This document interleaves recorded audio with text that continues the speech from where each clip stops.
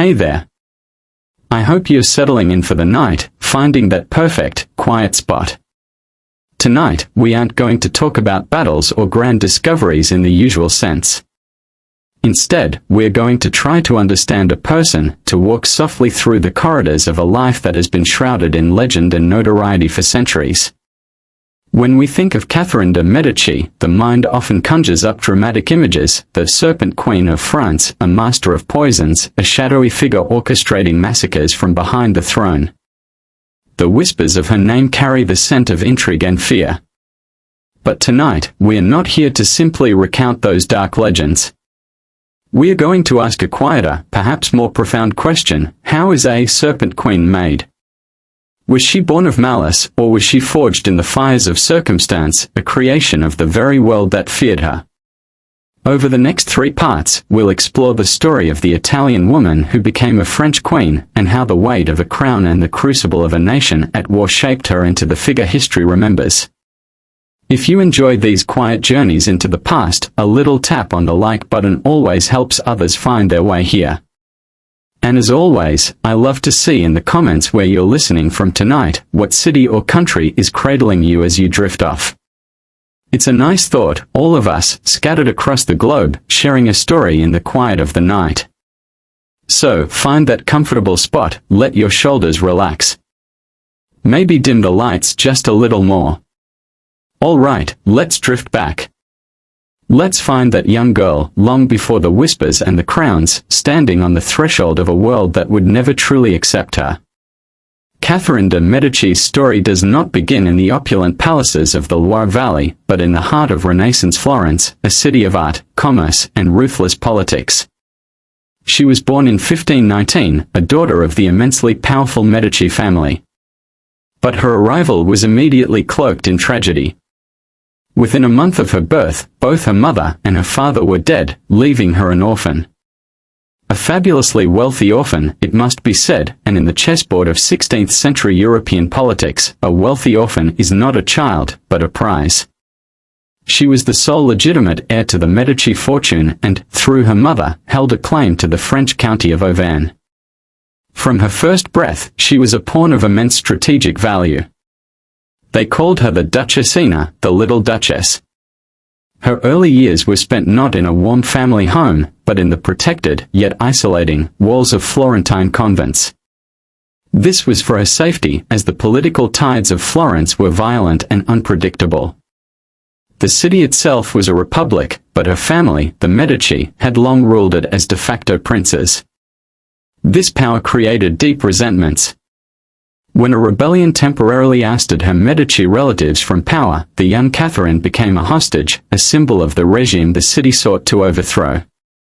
There were dark whispers among the new rulers of Florence, some suggesting she'd be displayed on the city walls to be fired upon by the besieging armies, others proposing a more grim, unspeakable fate to dishonor her and her family forever. She was barely 10 years old. This early, terrifying exposure to the sheer brutality of political struggle surely left its mark. It taught her a lesson that would serve her for the rest of her life, that power is precarious, and survival often depends on silence, observation, and an unreadable expression. Eventually, her Medici relatives, with the backing of popes and emperors, regained control. Her uncle, Pope Clement VII, now held her future in his hands. He understood her value perfectly. He sought an alliance that would elevate the Medici name from that of wealthy bankers to true European royalty and secure his own political position. The suitor he found was Henry, the Duke of Orleans, the second son of the great King Francis I of France. For France, the match was not about romance. It was about money and strategy.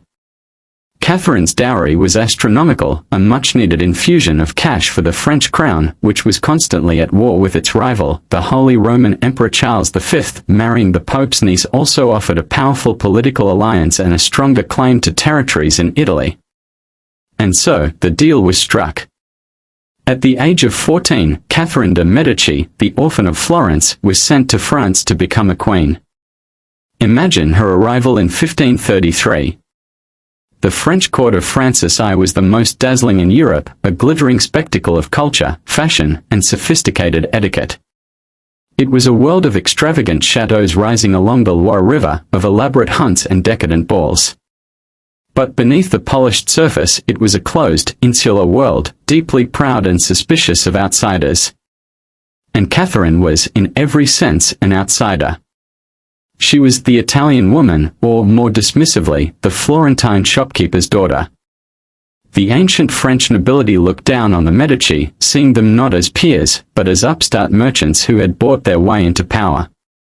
Her demeanor, shaped by her cautious upbringing, was quiet and observant, which the French mistook for dullness or, worse, cunning. Her accent was foreign, her entourage was Italian, and her very presence was a constant reminder of a political transaction, not a union of hearts. Her situation became exponentially more precarious due to a single, critical failure. For the first 10 years of her marriage, she remained childless. In an age where a queen's primary duty was to produce heirs, this was a catastrophic failing. Her position at court was tenuous, her future uncertain.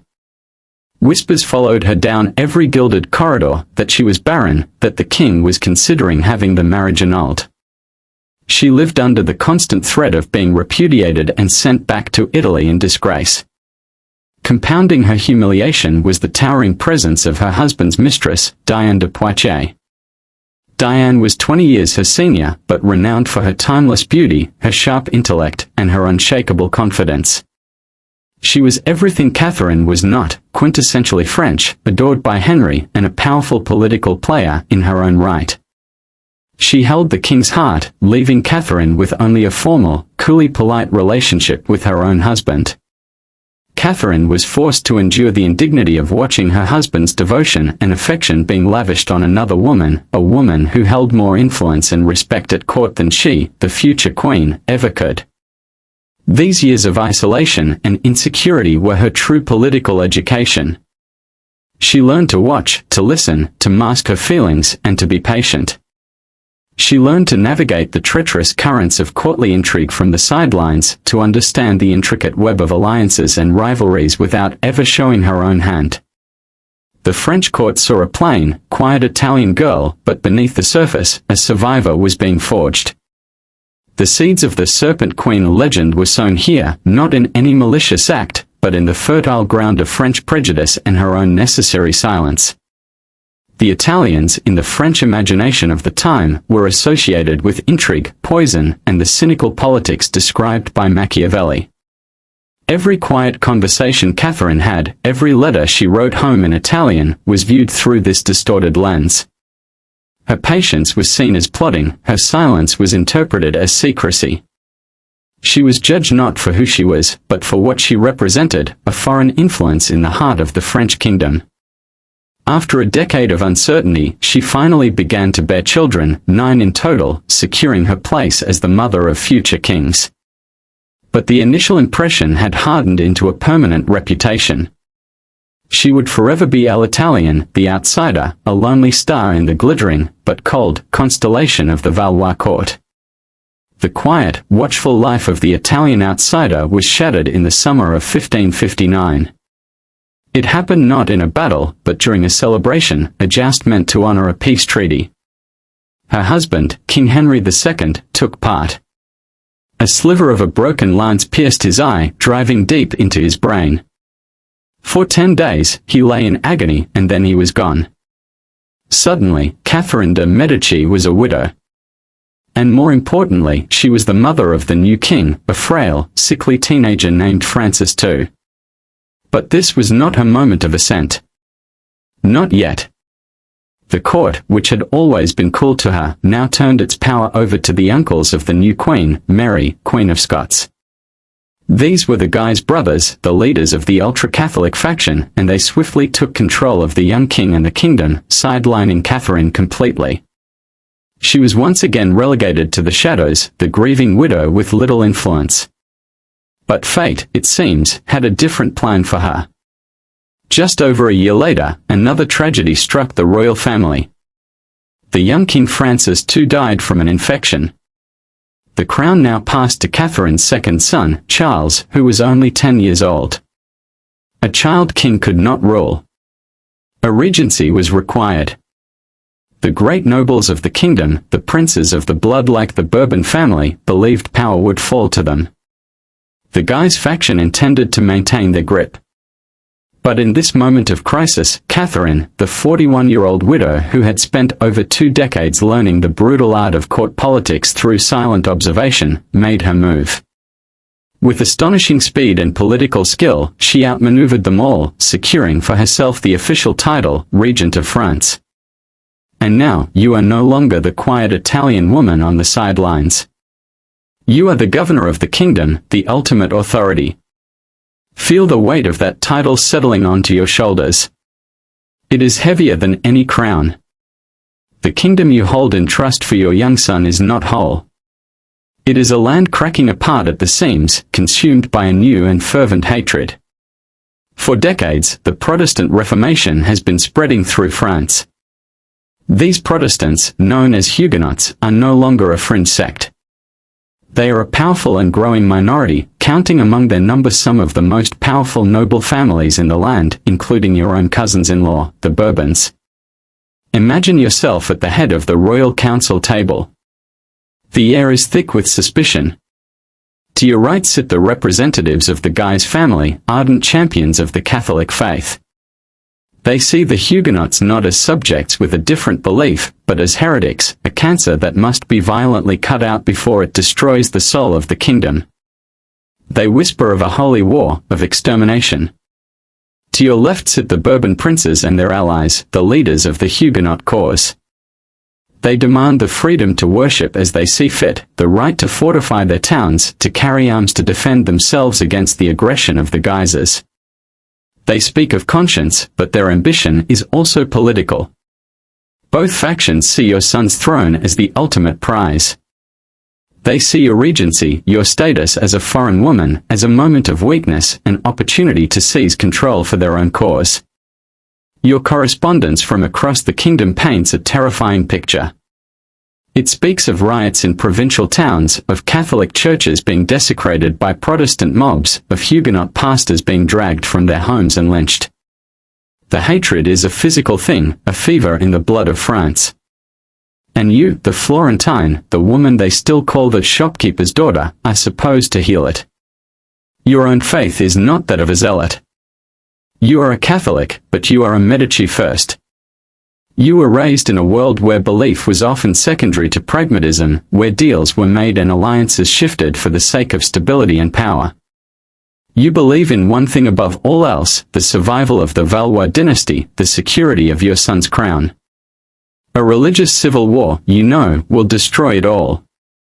So, against the advice of the hardliners, Catherine embarked on a radical policy for the time, controlled religious tolerance. She did not do this out of a modern belief in individual freedom, but out of a desperate, pragmatic need to prevent the state from tearing itself apart. She organized a great conference, the Colloquy of Poissy, bringing together the leading Catholic bishops and Protestant theologians, hoping they could find some common ground, some theological compromise that could stitch the kingdom back together. The effort was sincere, but it was doomed. The doctrinal gulf was too wide, the hatred too deep. The conference collapsed in bitter disagreement, and Catherine's attempt at dialogue only earned her the suspicion of both sides. The Catholics saw her as dangerously soft on heresy, while the Huguenots saw her willingness to compromise as a sign that their rights would never be fully guaranteed. Then, in the spring of 1562, the spark that ignites the inferno. A report arrives on your desk. The ink is still fresh, the words stark. Vassy. A name that will become a wound. The Duke of Guise, traveling with his armed retainers, came upon a large congregation of Huguenots worshipping in a barn. His men opened fire. Dozens of unarmed men, women, and children were killed. The Huguenots call it a massacre, the Guises call it the necessary punishment of illegal heretics. But the details no longer matter. Your policy of tolerance is shattered. The drums of war are now beating. You did not start this fire, but you must now try to contain it. What do you do? It is a choice with no right answer.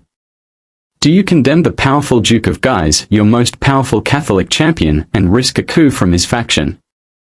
This could mean losing control of Paris and your own son. Or do you remain silent, effectively condoning the act, and thereby push the entire Huguenot faction, with its powerful armies and noble leaders, into open, declared rebellion? Every choice is a betrayal in someone's eyes. Every path leads to more bloodshed. You realize, with a cold certainty, that you are not fighting for God. You are not fighting for doctrine. You are fighting for the survival of your son's inheritance, for the fragile idea of France itself, a France that can contain both faiths without collapsing into ruin. This set the pattern for the next decade. The French wars of religion would erupt in a brutal cycle of violence, followed by a fragile peace negotiated painstakingly by Catherine herself. After a bloody campaign, she would issue an edict, like the Edict of Amboise, granting the Huguenots limited rights to worship in certain places. These concessions, meant to end the fighting, would infuriate the Catholic hardliners and the Pope, who saw them as a pact with the devil. Yet they would never be enough to satisfy the Huguenots, who wanted full equality. Each peace was just a pause, a time for both sides to rearm and regroup. And with each broken treaty, Catherine's reputation darkened. To survive, she had to play a desperate game. She made promises to one side while secretly negotiating with the other. She used a network of spies, including her famous ladies-in-waiting, her flying squadron, to gather intelligence and exploit the weaknesses of her enemies. She plotted and she schemed. Her only constant, unwavering loyalty was to the French crown and the future of her children. In an age of religious fanatics, this made her appear cynical, untrustworthy, and godless. The Serpent Queen was no longer a vague slur based on her Italian heritage. It was becoming her political reality. She had been accused of being a cunning, Machiavellian plotter, and now, to keep her sons on the throne and France on the map, she had been forced to become one. The High Wire Act was working, just barely, but the wire was fraying. The High Wire Act of Catherine de' Medici's regency was exhausting, a constant dance on the edge of a blade. By the early 1570s, after a decade of brutal, intermittent warfare, a fragile peace had once again settled over France. And Catherine, ever the strategist, devised her most audacious plan yet to make this peace permanent.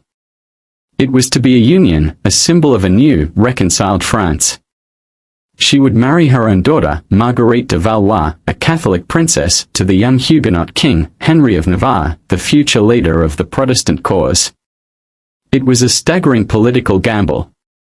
A wedding that would, she hoped, finally bind the warring factions together through blood and sacrament. In August of 1572, Paris was a city holding its breath. The cream of the Huguenot nobility, hundreds of them, rode into the staunchly Catholic capital for the wedding festivities.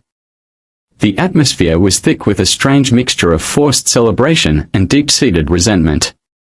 The Catholic Parisians watched with barely concealed hostility as these Protestant lords, their recent enemies, swaggered through their streets. The peace felt thin, like a layer of ice over a raging river. At the center of this tense drama was the Admiral Gaspard de Coligny, the most respected and powerful Huguenot leader. He had not only come for the wedding but had also managed to gain a remarkable influence over the young King Charles IX, Catherine's son. Coligny was now urging the king to embark on a new war, this time against Catholic Spain in the Netherlands. His plan was to unite French Catholics and Protestants against a common foreign enemy, healing the kingdom's internal wounds through external conflict. For Catherine, this was a terrifyingly reckless idea, one that could provoke the wrath of the mighty Spanish Empire and plunge France into a disastrous foreign war.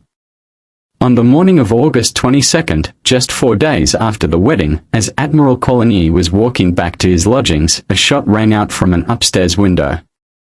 He was struck in the hand and arm. Wounded, but not dead. Panic immediately ripped through the city.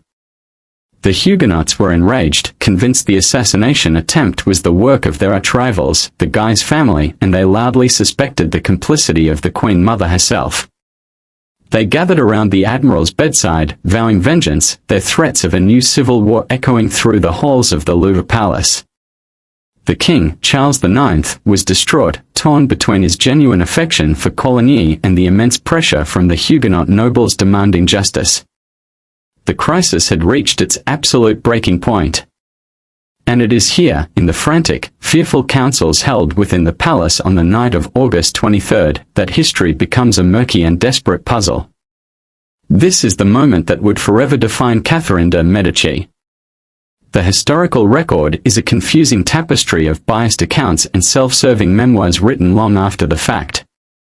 What exactly was decided in those secret, panicked meetings? One interpretation, the one that has long fueled the legend of the Serpent Queen, is that the massacre was a premeditated plot. In this version, Catherine, seeing the Huguenot anger spiraling out of control and fearing the loss of her own influence over her son to Coligny, seized the opportunity. She and her cabal of Italian advisers convinced the volatile king that a Huguenot plot to seize the throne was imminent. They decided that the only solution was a swift, surgical strike, to assassinate all the Huguenot leaders in one single, terrible night, decapitating the Protestant cause for good. But there is another, perhaps more humanly plausible, theory. This is the theory of panic. Imagine the scene: the royal family is essentially trapped in their own palace, surrounded by an enraged and heavily armed Huguenot nobility threatening open rebellion. The city of Paris outside the palace walls is a tinderbox of Catholic fanaticism, ready to explode. The council did not meet with a cold, calculated plan. They were terrified. They saw the kingdom about to be ripped apart by a war more terrible than any that had come before. In this cauldron of fear, a desperate, terrible decision was made. Not to commit mass murder, but to carry out a targeted political assassination of Coligny and a few dozen of his key lieutenants. A desperate attempt to prevent a civil war by cutting off the head of the rebellion before it could begin. It was not a product of long-held malice, but a panicked reaction to a crisis they could no longer control. We may never know the precise truth. But we know what happened next. Sometime after midnight, the bells of the church of Saint-Germain-l'Auxerrois, near the Louvre, began to ring. It was the prearranged signal. Royal guards, led by the Duke of Guise, stormed Coligny's house, killed the ailing admiral, and threw his body from the window into the courtyard below. This was meant to be the start of a swift, contained operation. But the signal bell, and the news of Coligny's death, unleashed the pent-up furies of Paris. The city militia and the common citizens, inflamed by years of religious hatred and anti-Protestant sermons, began a spontaneous and horrific slaughter. What started as a political assassination spiraled into a citywide massacre. For 3 days, the streets of Paris ran with blood, as thousands of Huguenots, men, women, and children, were hunted down and killed. The violence then spread like a contagion to other cities across France. The St. Bartholomew's Day massacre was a political and moral catastrophe. It irrevocably stained the Valois monarchy and branded Catherine de' Medici, in the eyes of Protestant Europe and for much of posterity, as a monster. The wedding that was meant to heal France had become its deepest wound. In the immediate aftermath, the crown frantically tried to control the narrative, claiming they had only acted to thwart a Huguenot plot against the royal family. But it was too late. The sheer scale of the butchery overwhelmed any political justification. The brand of that bloody, holy night was now seared onto Catherine's name forever. All her years of careful, pragmatic maneuvering to keep the kingdom afloat were forgotten. All her attempts at tolerance were erased. In the end, she was remembered for this one night of horror. The whispers that had followed her since her arrival in France, the Italian woman, that shopkeeper's daughter, the poisoner, had coalesced into one, final, indelible identity, the Serpent Queen. And so, the story of Catherine de' Medici, in its sound and fury, quiets down. The echoes of the bells of Saint-Germain fade into the silence of the centuries. We are left not with a simple caricature of evil, but with the portrait of a ruler, a mother, a survivor, pushed to the very limits of her humanity by a truly monstrous time. Was she a villain? Or was she a pragmatist whose final, desperate gamble failed so spectacularly that it consumed her entire legacy? History rarely offers us the comfort of simple answers, of clear heroes and villains. It gives us people caught in the powerful, often brutal, currents of their age. The story of the Serpent Queen may not be a simple tale of good versus evil, but a more somber reflection on how fear can breed cruelty, and how the desperate struggle for survival can sometimes lead to damnation. Let the weight of these old sorrows dissolve into the quiet of the night. Let the echoes of the past settle and allow the present moment to be one of peace. Sleep now,